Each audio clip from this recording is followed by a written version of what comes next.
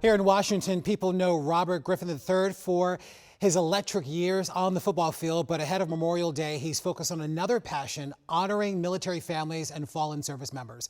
RG3 joining us now from the National Mall, where the USAA Poppy Wall of Honor is paying tribute to more than 600,000 Americans who made the ultimate sacrifice. Robert, thanks so much for being here with us this afternoon. No, I appreciate you guys having me on. Yeah, so Robert, for those who don't know, can you tell us a little bit more about the Poppy Wall of Honor? Yes, this is USA's Poppy Wall of Honor. This is our 7th year doing this exhibit tribute to our military soldiers who have made the ultimate sacrifice. And really the focus for USA has long been to honor our military. And on Memorial Day, a lot of people, they view Memorial Day as long weekends, barbecues, pool parties, and the beginning of the summer. And all those things are true. And we should all enjoy all of them as much as we possibly can. But we should also know why we have the opportunity to enjoy those freedoms and what Memorial Day truly is about. And it is about honoring our military service members who have given the ultimate sacrifice, putting our families ahead of their own so that we can enjoy the freedoms that we have today. So with this being the 7th year using it, USA is continuing to find ways to make this tribute to our service members even more important. So now we've actually included stories from the family members of many of the fallen soldiers so that their stories can continue to be told. And that's the main thing when it comes to the military community. They never want to feel like their sacrifices are in vain or that they're not being paid attention to or honored in the right ways. We can honor them in the right way by ensuring that their story never dies.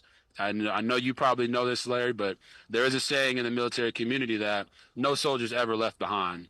This is our way of not leaving them behind. And as you can see, this beautiful tribute, it's humbling to know that this many people gave everything for us to be able to live the lives that we live. Yeah, moving and no doubt an opportunity for all of us to reflect and consider the sacrifices that have been made for our freedoms. Now, both of your parents served in the U.S. Army. I'm curious about that experience and how being from a military family has shaped your perspective on Memorial Day and service overall.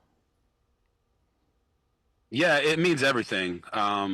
Being the son of 2 Army sergeants and having 2 older sisters, there's a few things that the military teaches you, and it's discipline and it's sacrifice. It's knowing that when you say you're going to do something, that you finish the job, and that has shaped me for the entirety of my life. Being able to become a professional athlete, to become a professional broadcaster at the highest level, all of those things require you overcoming obstacles and challenges that are in your way, something that our military is so abreast and so used to doing. So for me, honoring my community, essentially honoring my community in this way has been so important for me. It's been my mission for the last 15 years, and it's been USA's mission for over 100 years. So I couldn't be prouder to be a part of this, to have an opportunity on Memorial Day and on Memorial Day weekend to give back to the military, to give back to those fallen soldiers so that they know that we're never going to forget them. And there's ways for everybody at home to also help us in this process. You can even use social media by using hashtag Poppy in Memory to share the stories of your own family members, your own friends, or people that you knew that gave the ultimate sacrifice. Because as we continue to tell those stories, their memories will never be lost. And that, to me, is the most important thing. Okay, Robert, we have like 5 seconds before we let you go. We have to talk about the season that will be quickly approaching. Any predictions for what will be in store for Washington as we get ready for the fall season? Well, there's no predictions, but I do believe that the season is all predicated on whether or not Jaden Daniels can stay healthy. I think Adam Peters and Dan Quinn have done an amazing job of influxing the roster with young talent. On the defensive side, you look at a guy like Sonny Styles, who is a complete program changer at the college level, but he's an organization changer when you look at him and his ability to play all 4 downs on defense, not just in the middle. He can cover any tight ends or even receivers in the pass game, and he can also add pass rush ability if you want to use him in rush packages at the line of scrimmage. But I think this season all boils down to whether or not Jaden Daniels stays healthy. We saw what it looked like when he was a rookie and they went to the NFC Championship game, and we saw what it looked like last year when he wasn't healthy and the season unraveled.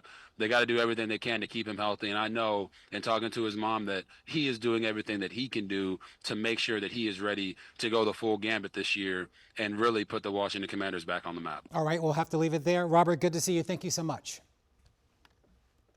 Thank you, guys. God bless.